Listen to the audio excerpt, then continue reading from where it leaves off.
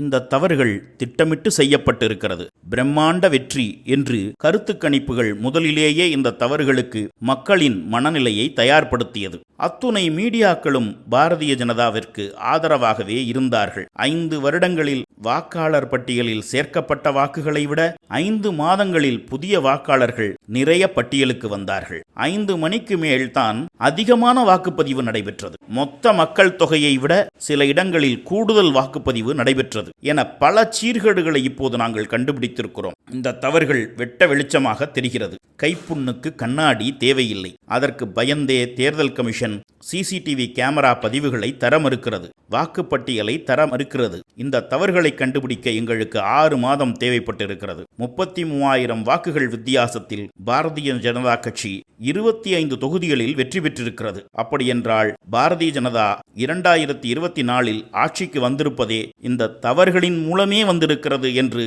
நாடாளுமன்ற எதிர்க்கட்சி தலைவர் ராகுல் காந்தி இன்றைக்கு ஜனநாயகத்தின் முன் நிரூபித்திருக்கிறார்.